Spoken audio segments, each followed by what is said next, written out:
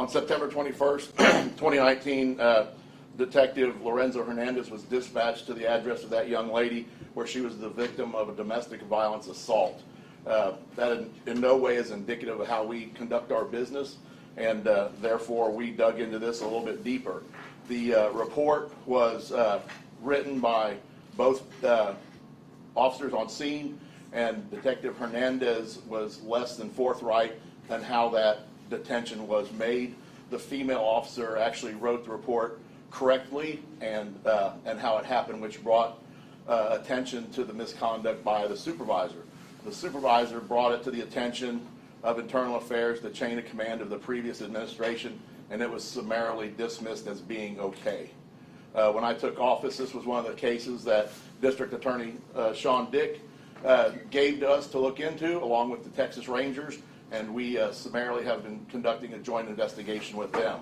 The Texas Rangers have been pulled recently, as you can imagine, by watching your own broadcast, and have been pulled extremely in many different directions. So we took it upon ourselves to renew the case along with their report and the guidance of the District Attorney's Office, resulting in the 2 warrants for Deputy Hernandez's arrest for assault and criminal trespass. He has been released from the jail at 12:50 this morning after being booked in, photographed, fingerprinted, and processed. He was not given any special treatment due to his previous employment, and had his lawyer present with him, and he has been released.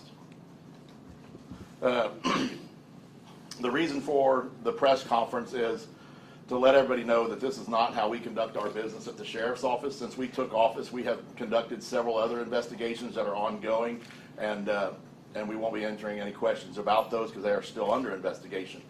However, this one took a long time because it just kind of stalled. We couldn't get the answers that we wanted to because, and rightly so, the female victim in this video has been reluctant to cooperate. So we are hoping by the arrests today will be a symbolic olive branch to her that we are serious about the way we treat domestic violence victims in this county, and we will move forward. Hopefully this will be the catalyst to get her cooperation to come forward, since she knows that we're serious about prosecuting this officer.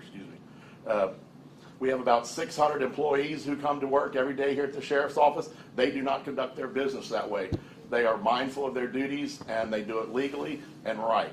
And so I don't want in any way this officer to represent the other employees that work here. We have been in contact with our local and national elected officials, and we are vigorously looking into starting a national repository for officers who have shamed the badge, who have been terminated, or have gone down that road, what we call kind of these gypsy police that keep landing in agency, and they're never held to account. And so we are leading the way and pushing forward at the congressional level to start a national repository. That'll be another story coming later on because it's really in the infancy stages, but that's where we are heading. We'll take some questions at this time. You mentioned the gypsy police. Are you referring to Hernandez's background in Bastrop County? And all of them. Yeah, well, apparently we had quite a rash of those employees that have been separated since we took office, but it refers to all of them. And one of the problems that we'll have with that is there's some vindictiveness, especially when you get into smaller agencies. You know, it's easier to push someone down the road, so there's no accountability. But this should serve as a catalyst for any future employer to look at that list or that repository and go, I got to dig a little deeper on that one, and not accept them at face value just because there's no internal affairs, so to speak, paperwork involved in the last agency. We've come across that problem here, where a lot of this was just swept under the rug, and we didn't have the information to go after these employees until we really got to digging, and that's why Deputy Hernandez is no longer employed and is in jail. Did you see any other conduct from Hernandez during his time here other than this particular incident? Yeah, we're in the midst of about 3 other lawsuits based on his, and you can sure enough guess who they are. One of them is the Ambler family. One of them is, and 2 more have recently filed lawsuits against Williamson County. I mean, as far as Hernandez specifically? Yes. Yeah. Well, you can tell on the Ramsey Mitchell case, when he's out in the middle of the road, that he just comes running into the scene and gets on the what we refer to jokingly as the polyester pile, and just starts waylaying on him for who knows why. So that case is still under investigation? Yes, and civil litigation as well. So who's investigating that case right now? Is it still the Rangers? Yes. Or is it your office? The Rangers. The reason we took interest in this current one is because we needed to move forward for the victim. There's no reason that she should not come forward. She really won't talk to us. I know District Attorney Dick's office has really tried to reach out through her many ways, and she just, I can't imagine being that fearful of the police where you won't even come in and talk to us. So I'm hoping that this arrest and moving forward was one of the reasons that we moved quickly on it.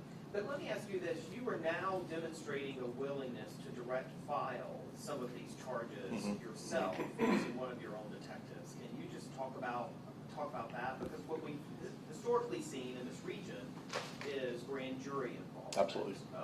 But this is a different approach. Well, as you saw with your own eyes, we had severe prima facie evidence to move forward on this. We didn't have to rely on a witness's account. We didn't have to rely on statements. I mean, you watched it happen, and if that doesn't shock your conscience, I don't know what was. I know you have access to the full video. The female officer, Pereira, she did a very good job of de-escalating the entire call before Hernandez arrived. And so the video speaks for itself, and so it didn't require the time and effort of a very busy grand jury to make this case. So he was, I think this was the only case that the prior administration disciplined Hernandez over. It was a one-day suspension.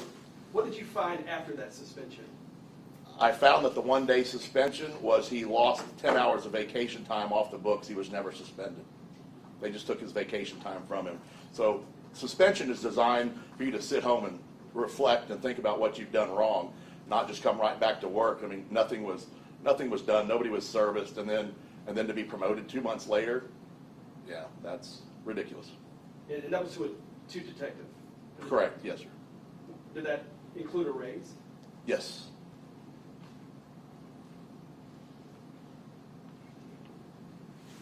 Have you all had a chance to interview Hernandez? Yes, the detective, to what extent, I don't know, because I didn't do the interview, but yes. Did he seem cooperative, or? Very much so, yeah, he was very cooperative. And this is speculation on my part, but just some of the conversations I've had with the chain of command in our Criminal Investigations Division, I believe he felt that this was forthcoming. Did he give any admissions did he accept responsibility or admit any wrongdoing? Nothing to me directly, but I believe he knew it was in the wind, so to speak, and it was coming. And he actually asked what spurred this to finally happen. And basically, nothing spurred it. It had never stopped. It's continually been investigated.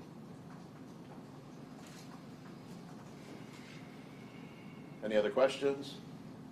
When you were sworn in, I remember you talking about clearing some officers out, bringing your folks in. Was he one of the officers that left around that time? Yes, we were going to allow him to come back, but he would have been one of those officers that would have been put on administrative leave pending the investigation, but he never gave us the opportunity to ever meet with him. And so we've been, like I said, through the district attorney's office, through the Texas Rangers, and ourselves, culminated the interview to where we got today. Any questions for District Attorney Dick? Maybe. He's very limited. He's very limited on what he can talk about. But we did not go through the grand jury process because they're very busy. And not to say I'm not trying to take anything away from this case at all. But usually the larger, more involved, more heinous crimes are saved for the district attorney's office and the grand jury. This one for us was fairly easy to prosecute. The video. So far, yes. Not to prosecute, but to get a warrant. Yes, sir, Chris. Sheriff, Mr. De Los Santos, Williamson County. So, the elapsed time between January and now, Has the investigation been going the whole time, or were you slowed down by the witnesses' reticence? Yeah, it's all of the above. It's been COVID. It's been people not at work. It's the Rangers have been pulled in so many different directions here lately because of everything they've got on their plate. They're dealing with Austin cases as well. As a matter of fact, this one, the Rangers had to move this one to Waco just to get it spun back up again. And then, to be quite frank, I got tired of waiting, and so I instructed my staff just to take it over, regardless of where they were. And as luck would have it, when I called the district attorney's office to tell them that we were taking it over, the chief investigator for the district attorney's office said, "Hey, funny you called, because they just called us today and they've wrapped it up." So we all got together within the last 2 or 3 weeks and got everything together, made sure we were all on the same track, which we all were. Mr. Dick blessed off on it, and we've submitted to a judge for issuance of the warrants, and the judge signed. Sheriff, I want to ask you, we're now looking at 10 felony and misdemeanor charges total involving 6 people for their work either directly with the sheriff's office or related to the sheriff's office. What do you make of that? I mean, that's a huge, a very significant number of criminal charges. You're right. It all comes back to the selection process, and in this case, there was no selection process. You can equate everything that happens to bad selection with your employees. These people were hired because they were yes people, and they would do the bidding of the administration, and were rogue and were not disciplined. If these people would have been if all these officers that we're talking about would have been disciplined when the first strike, if you will, reared its ugly head, then we could have cut it off. But as you can tell, they just got bolder and bolder and bolder until where we're at today. The legislature recently took action against the sheriff's offices cooperating with reality shows. Do you think that this played a part in what happened in the previous administration? Oh, absolutely. Yeah.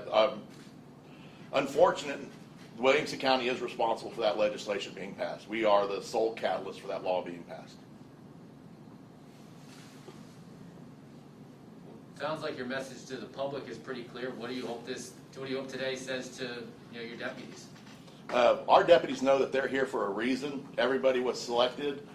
We separated those that had either a sketchy past or that we could not justify, and the majority of them left on their own accord when they knew we would be investigating them once we took office. So it was kind of self-fulfilling prophecy.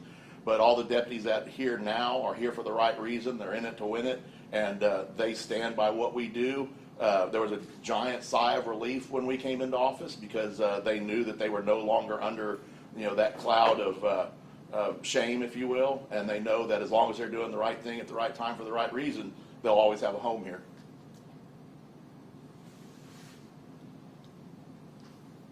Well, I guess I have one for the DA, if he brought his good suit. Sure. Sure. You, and this may be a little the cart before the horse, but when you're looking at this case will be prosecuted by you, but at some point when you look down the road, given the evidence you have in this video, we have reported on peace officers like this continuing in law enforcement. Number one, is this a case you believe from what you've seen and what you know with Lorenzo Hernandez? Would this be a case where you would be okay prosecuting him, where he could continue in law enforcement, number one? And secondly, given the video, would this be a case that you could foresee, again, given what you know now, that a deal could be made where he saves his career? Well, I certainly don't want to comment on where this particular case could end up. I mean, I can comment on procedures. But, like Sheriff Gleason told you, this is not the way that a victim of crime should be treated by any officer. And I'm very grateful to Sheriff Gleason and his team for taking this case on and making a statement and saying this kind of conduct is not okay. When someone calls for help from the police, they shouldn't expect to be choked and thrown to the ground. And I think that's a very important statement, and I think it matters, and that's why a warrant has been issued as opposed to the process of going through a grand jury process on the front end. It will still go through the same grand jury process that every other case goes through. Many of our cases start with an arrest with a warrant, and end up in a grand jury. So it's not to say that there won't be due process, there won't be more discussions with Mr. Hernandez's counsel. But I think it was an important statement to be made that this is unacceptable.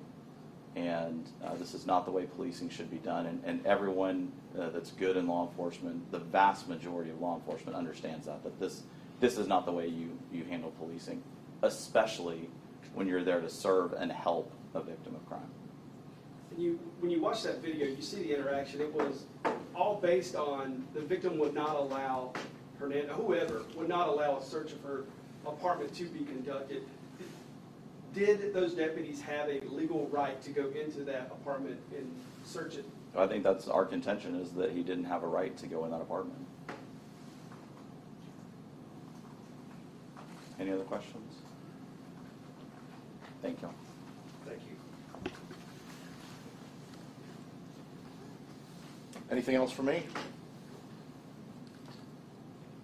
Well, we appreciate everybody coming out. Appreciate your time. Thank you. Have a good day.